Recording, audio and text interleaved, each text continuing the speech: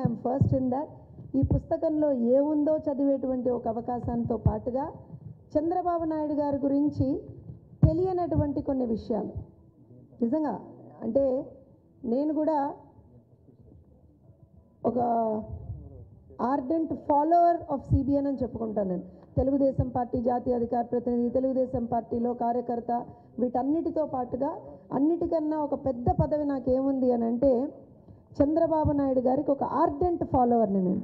ఎందుకు ఆర్డెంట్ ఫాలోవర్ని అంటే ఊహ తెలిసినప్పటి నుంచి నాకు తెలిసి లావణ్య గారు అదే ఎక్స్పీరియన్స్ అయ్యే ఈ బుక్స్ రాశారేమో అనిపించింది నాకైతే ఈ పుస్తకాలు చదివినప్పుడు.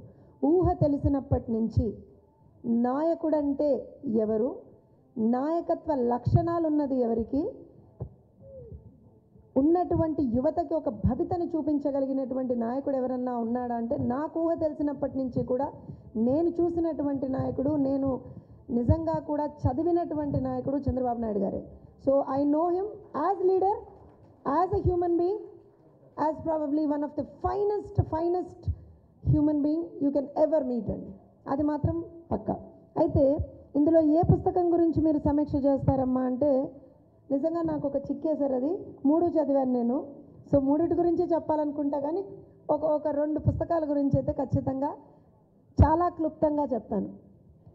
అంటే అసలు ఒక థాట్ ప్రాసెస్, రచయిత యొక్క థాట్ ప్రాసెస్. ఈ పుస్తకం శ్రీరామచంద్ర రాజ్యం. ఇందాక పెద్దలు చెప్తూ ఇక్కడ చంద్ర అనేటువంటి పదాన్ని అపాస్ట్రఫీస్లో పెట్టారండి, దానికి ఉన్నటువంటి ఇంపార్టెన్స్ని చెప్తున్నారండి అన్నారు. దాంతోపాటుగా ఒకసారి మీరు ఆ పుస్తకాన్ని చదివితే వాస్తవానికి అసలు రామరాజ్యం అని దేన్ని అంటారు, ఎందుకంటే మనం ఎవరం రామరాజ్యం చూడాల, మనకెవరికి రామరాజ్యం అంటే ఏంటో తెలియదు. శ్రీరామచంద్రుడు ఎలా పాలన చేశాడో మనెవరికీ తెలియదు. శ్రీరామచంద్రుడు ఏ విధమైనటువంటి పరిపాలన అందించాడో మనెవరికీ తెలియదు. చదివాం, పుస్తకాల్లో చదువుకున్నాం. శ్రీరామచంద్రుడు అంటే దేవుడు, శ్రీరామచంద్రుడు అనంటే ఒక గొప్ప పరిపాలనా దక్షుడు. శ్రీరామచంద్రుడు చూపించినటువంటి ఏమంటారంటే పరిపాలనా దక్షతే అందరూ ఫాలో అవ్వాలి. ఎప్పుడైనా సరే రామరాజ్యం అంటే అదొక సుభిక్షమైనటువంటి రాజ్యం, అదొక ప్రజలకి ఇష్టమైనటువంటి, హితమైనటువంటి, సంక్షేమంతో కూడినటువంటి, వాళ్ళ అభివృద్ధికి కాంక్షకులుగా ఉన్నటువంటి ప్రతి ఒక్కరూ ఆలోచించేటువంటి రాజ్యం ఏదన్నా ఉందా అంటే అది శ్రీరామరాజ్యం అంటాం. సరే, తర్వాత ఇప్పుడు కొత్తగా వచ్చినటువంటి కొంతమంది పార్టీలు దాన్ని ఇంకేదో అన్నల రాజ్యం, ఈ రాజ్యం, ఆ రాజ్యం అని పెట్టుకుంటారు. కానీ అసలు హిస్టరీలో చరిత్ర మనం గనక తిరిగేస్తే ఎప్పుడైనా సరే పరిపాలన గురించి చెప్పాలి అని అంటే శ్రీరామచంద్రుడి గురించే చెప్తాం. అలాంటి శ్రీరామచంద్రుడి పాలన ఎలా ఉంటుందో మనకి ప్రత్యక్షంగా తెలియకపోయినా దాని డిపిక్షన్, ప్రాబబ్లీ దాని క్లోన్ అనొచ్చేమో నాకు తెలిసి, అలాంటి ఒక పాలన చంద్రబాబు నాయుడు గారు అందించారు.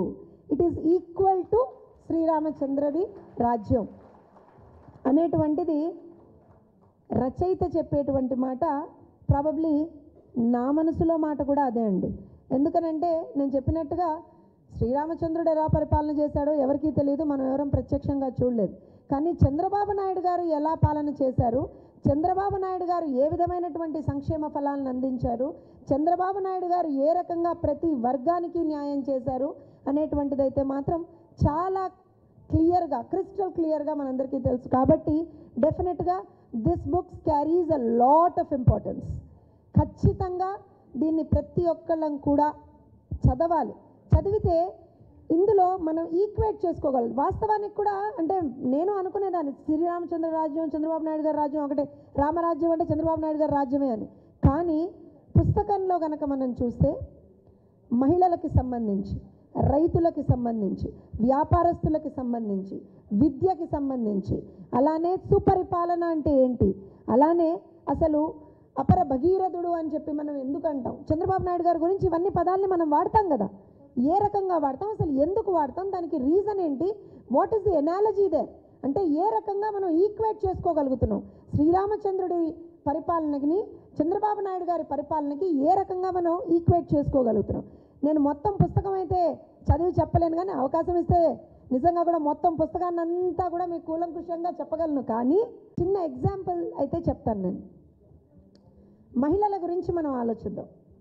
మహిళల గురించి ఎందుకనంటే శ్రీరామచంద్రుడి రాజ్యంలో it is a known fact.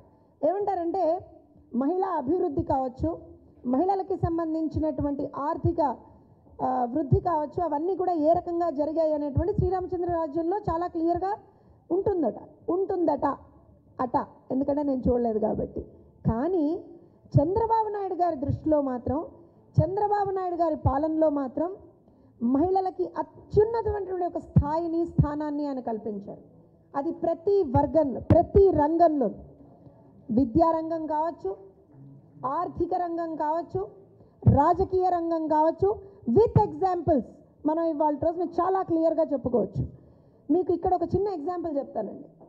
ఒక 2.5-3 నెలల క్రితం చంద్రబాబు నాయుడు గారి పేరు మీద ఒక ఫేక్ లెటర్ సర్క్యులేట్ అవుతోంది అని అంటే, ఇక్కడ ఉన్నటువంటి లోకల్ సైబర్ క్రైమ్స్ వాళ్ళకి కంప్లైంట్ చేద్దామని నేను వెళ్ళానండి.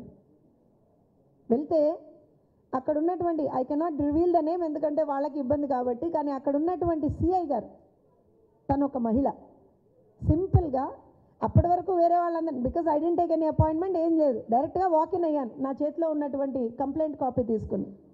ఆవిడ ఒకటే మాట చెప్పారు, చంద్రబాబు నాయుడు గారి పార్టీ నుంచి అండి, ఒక్కసారి మేడంని రూపం రమ్మనండి అన్నారు.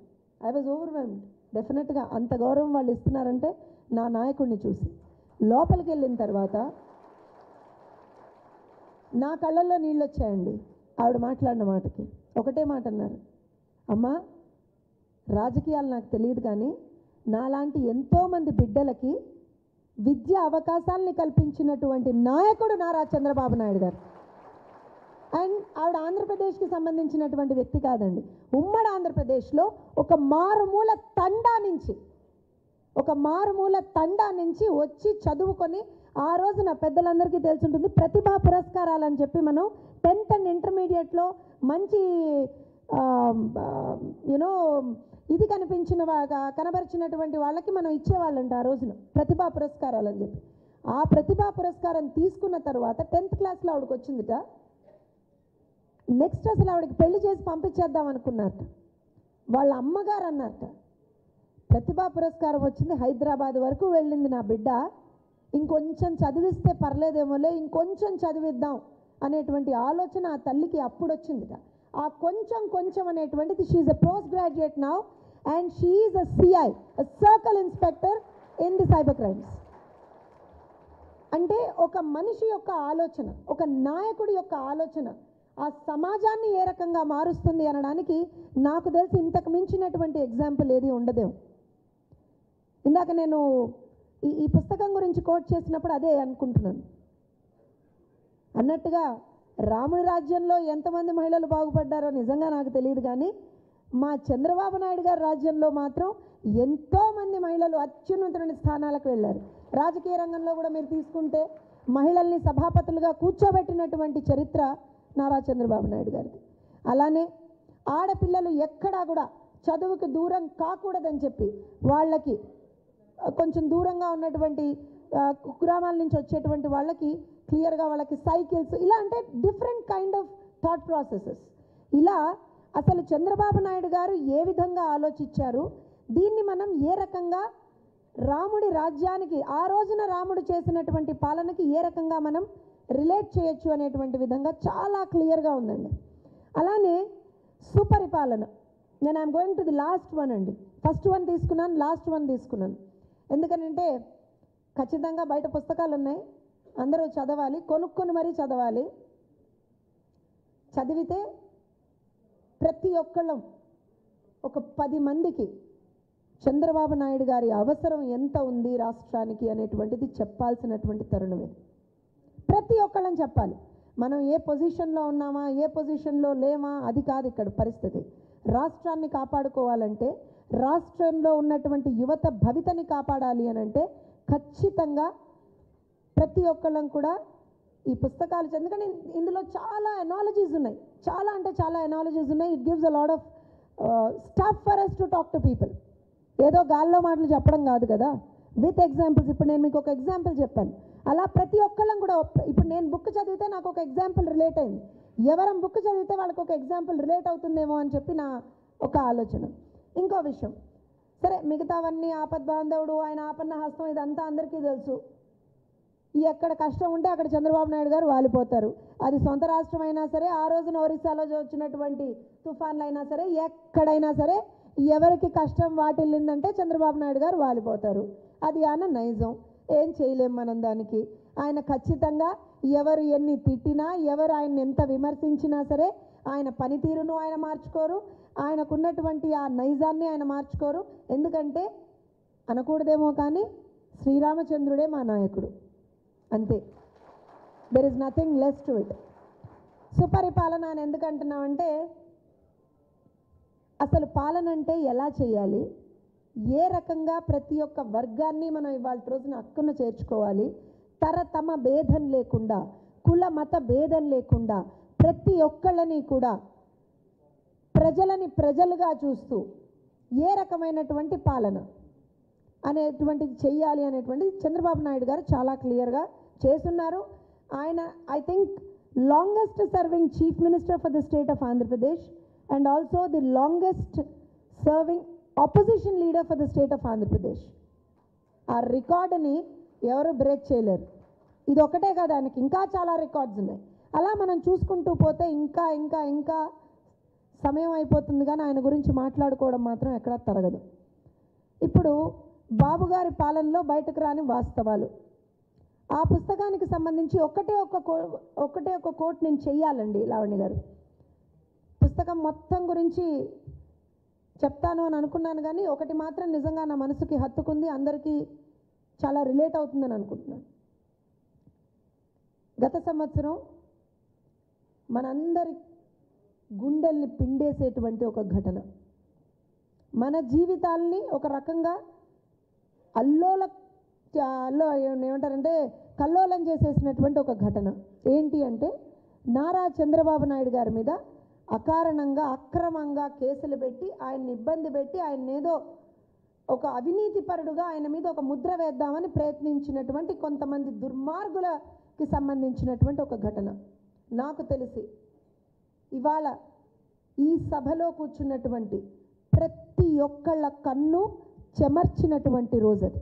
ప్రతి ఒక్కళ్ళ కన్ను, సభా వేదిక పైన ఉన్న వాళ్ళైనా సరే, సభ ముందర వేదిక ముందర కూర్చున్నటువంటి వాళ్ళైనా సరే, ఎవరమైనా సరే కళ్ళల్లో నీళ్లు రాని రోజు లేదు, ఆయనకి ఎందుకు ఈ బాధ అని అనుకున్నటువంటి రోజు లేదు.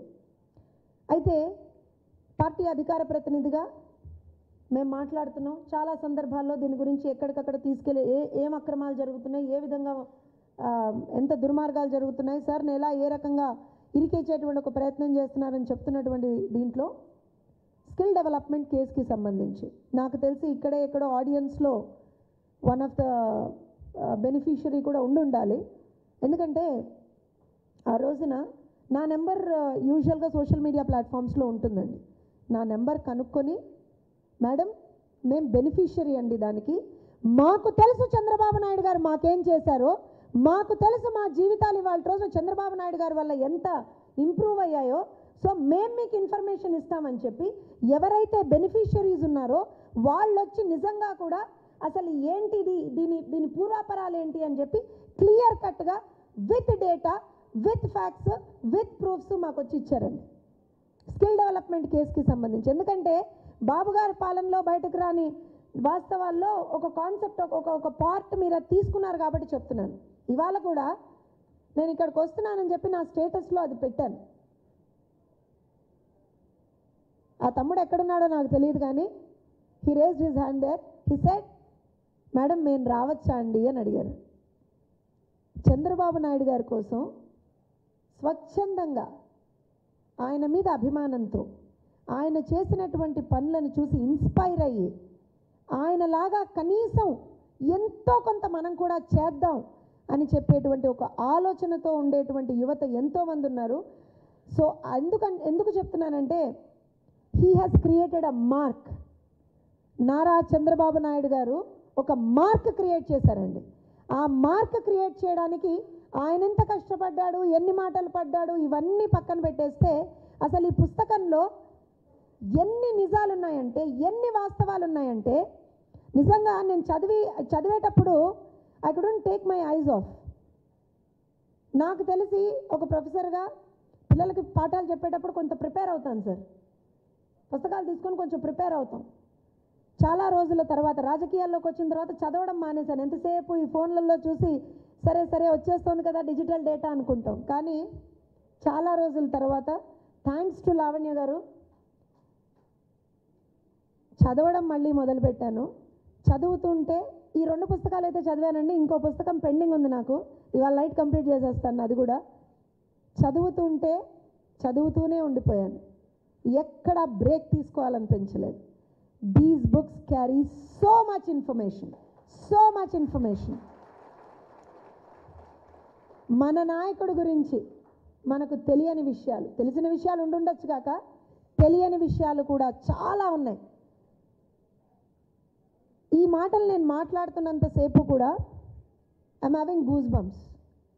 ఎందుకంటే నారా చంద్రబాబు నాయుడు గారి గురించి ఒక 2 మాటలు చెప్పాలంటే కూడా ఏదో తెలియని ఒక గర్వం, ఏదో తెలియని ఒక భావోద్వేగం, ఏదో తెలియని ఒక emotional attachment with the person.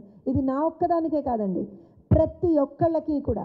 ఉమ్మడి ఆంధ్రప్రదేశ్లో కావచ్చు, ఇప్పుడు విభజిత ఆంధ్రప్రదేశ్లో కావచ్చు, తెలంగాణలో కావచ్చు, ఎక్కడైనా సరే ఆ నాయకుడి పట్ల ప్రజలకు ఉన్నటువంటి అభిమానం అనేటువంటిది అంతులేనిది, వెలకట్టలేనిది. దాన్ని అసలు మనం ఎక్కడా కూడా we cannot measure. So I request, పుస్తక సమీక్ష అనేటువంటి ఒక ఆపర్చునిటీ నాకు ఇచ్చారు. ఇంకొక పుస్తకం ఉంది, అది కూడా చదివేటువంటి ఒక అవకాశాన్ని నేను ఇవాళ తీసుకుంటాను. I will come back to you tomorrow again Lavanya గారు, మీతో మాట్లాడతాను. మీరు మాకు ఇచ్చినటువంటి ఒక బ్రహ్మాండమైనటువంటి అవకాశాన్ని, మా ముందర మీరు పెట్టినటువంటి ఈ నిజాలని, మా ముందర మీరు పెట్టినటువంటి ఈ emotional angles of Chandrababu Naidu గారు. చాలామంది కూడా ఏముందిలే, ఒక ముఖ్యమంత్రే కదా, ఒక పథకాన్ని ఇచ్చాడులే, ఒక ముఖ్యమంత్రే కదా, ఏముంది పెన్షన్లు ఇచ్చేస్తాడు. ఇప్పుడు ఇస్తున్నారు కదా చాలామంది, ఇప్పుడు ఇస్తున్నారు కదండి చాలామంది. నేను ఇచ్చా అని చెప్పుకుంటారు కదా, అలా ఈయన కూడా ఏదో ఇచ్చాడులే అని అనుకుంటారేమో. కాదండి, every single thing that Chandrababu Naidu గారు డస్, ఎవ్రీ సింగిల్ థింగ్, ప్రతి ఒక్క విషయం, ప్రతి ఒక్క పథకం, ప్రతి ఒక్క ఆలోచన ప్రజల పట్ల అత్యధికంగా అవగాహన ఉండి వాళ్ళ జీవన ప్రమాణాలని పెంచే దిశగానే చంద్రబాబు నాయుడు గారు ఆలోచిస్తారు తప్పించి ఇంకా ఎక్కడా కూడా ఆయనకి ఏ విధమైన నాయకత్వం. జై బాబు, జై బాబు. ధన్యవాదాలండి.